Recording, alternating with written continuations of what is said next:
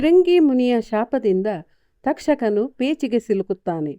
ತನಗೂ ಪರೀಕ್ಷಿತನಿಗೂ ನೇರವಾಗಿ ಯಾವುದೇ ದ್ವೇಷ ಇಲ್ಲದಿದ್ದರೂ ವಿನಾಕಾರಣ ಧರ್ಮಿಷ್ಠನಾದ ಆ ಚಕ್ರವರ್ತಿ ಪರೀಕ್ಷಿತನನ್ನು ಕಚ್ಚಿಕೊಳ್ಳಬೇಕು. ಇಲ್ಲದಿದ್ದಲ್ಲಿ ಶೃಂಗಿ ಮುನಿಯ ಶಾಪ ಹುಸಿಯಾಗಿ ಆತನ ಕೋಪಕ್ಕೆ ತಾನು ಕಾರಣನಾಗಬೇಕಾಗುತ್ತದೆ. ಏನು ಮಾಡಲಿ ಎಂಬುದಾಗಿ ಚಿಂತಿಸುತ್ತಾನೆ.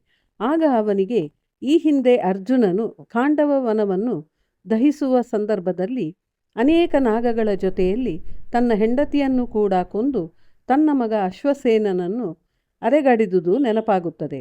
ಆ ದ್ವೇಷವನ್ನೇ ನೆಪವಾಗಿ ಇಟ್ಟುಕೊಂಡು ತಾನು ಇಂದು ಆ ಅರ್ಜುನನ ಮೊಮ್ಮಗನಾದ ಈ ಪರೀಕ್ಷಿತನನ್ನು ಕಚ್ಚಿಕೊಳ್ಳುತ್ತೇನೆ ಎಂಬುದಾಗಿ ಹೊರಡುತ್ತಾನೆ. ಆದರೆ ಪರೀಕ್ಷಿತನು ಇರುವ ಆ ರಕ್ಷಿತ ಗ್ರಹಕ್ಕೆ ಬಿಗಿಯಾದ ಭದ್ರತೆ ಇದೆ.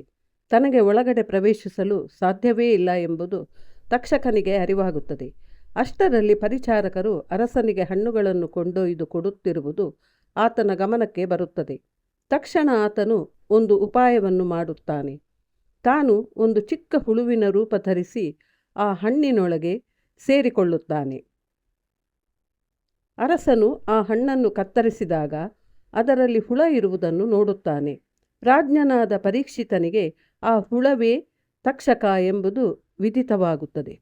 ಹುಳದ ರೂಪದಲ್ಲಿದ್ದ ತಕ್ಷಕನು ಬೆಳೆದು ದೊಡ್ಡದಾಗಿ ನಿಜರೂಪ ಧರಿಸಿ ಪರೀಕ್ಷಿತನನ್ನು ಕಚ್ಚಿಕೊಳ್ಳುತ್ತಾನೆ.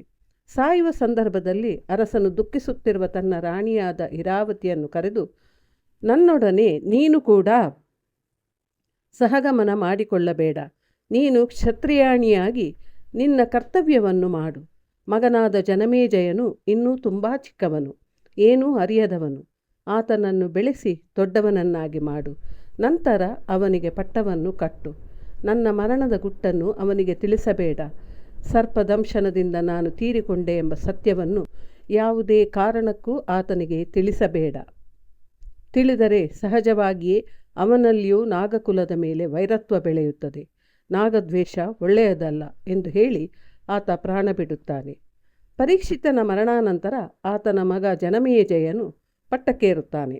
ಜನಮೇಜಯನು ಭರತಖಂಡವನ್ನು ಆಳಿದ ದ್ವಾಪರ ಯುಗದ ಕೊನೆಯ ಚಕ್ರವರ್ತಿಯಾಗಿದ್ದಾನೆ. ದ್ವಾಪರ ಯುಗವು ಮುಗಿದು ಕಲಿಯುಗವು ಪ್ರಾರಂಭವಾಗುವ ಆ ಯುಗ ಸಂಧಿ ಕಾಲದಲ್ಲಿ ಆಳಿಕೊಂಡಿದ್ದವನು ಜನಮೇಜಯ. ಹೀಗಾಗಿ ಕಲಿಯುಗದ ಪ್ರಥಮ ಚಕ್ರವರ್ತಿಯೂ ಅವನೇ ಆಗಿದ್ದಾನೆ. ಒಂದು ರೀತಿಯಲ್ಲಿ ಆತನೊಬ್ಬ ಯುಗ ಪ್ರವರ್ತಕ. ಚಿಕ್ಕಂದಿನಲ್ಲಿಯೇ ಚಕ್ರವರ್ತಿ ಪಟ್ಟವನ್ನು ಸ್ವೀಕರಿಸಿ ಹಲವು ವರ್ಷಗಳವರೆಗೆ ಭರತಖಂಡವನ್ನು ಆಳಿ ಬೆಳೆದು ದೊಡ್ಡವನಾಗಿದ್ದರೂ ಆತನಿಗೆ ತನ್ನ ತಂದೆಯ ಸಾವಿನ ರಹಸ್ಯವೂ ತಿಳಿದಿರಲಿಲ್ಲ. ಏಕೆಂದರೆ ಆತನ ತಾಯಿ ಇರಾವತಿಯಾಗಲಿ, ಮಂತ್ರಿಗಳಾಗಲಿ, ಕುಲಪುರೋಹಿತರಾಗಲಿ ಯಾರೂ ಕೂಡ ಆತನಿಗೆ ಆ ವಿಷಯವನ್ನು ತಿಳಿಸಿರಲಿಲ್ಲ. ಹೀಗಿರುವಾಗ ವೇದ ಮುನಿಗಳ ಆಶ್ರಮದಲ್ಲಿ ಆತನ ಶಿಷ್ಯನಾದ ಉತ್ತಂಕ ಎಂಬ ವಟುವೊಬ್ಬನು ವಿದ್ಯಾಭ್ಯಾಸವನ್ನು ಪೂರೈಸಿದ ಬಳಿಕ ತನ್ನ ಗುರುಗಳಿಗೆ ಗುರುಕಾಣಿಕೆಯನ್ನು ಕೊಡಬೇಕೆಂದು ತೀರ್ಮಾನಿಸಿದನು. ಆದರೆ ವೇದಮುನಿಗಳು ಶಿಷ್ಯರಿಂದ ಕಾಣಿಕೆಗಳನ್ನು ಸ್ವೀಕರಿಸುತ್ತಿರಲಿಲ್ಲ.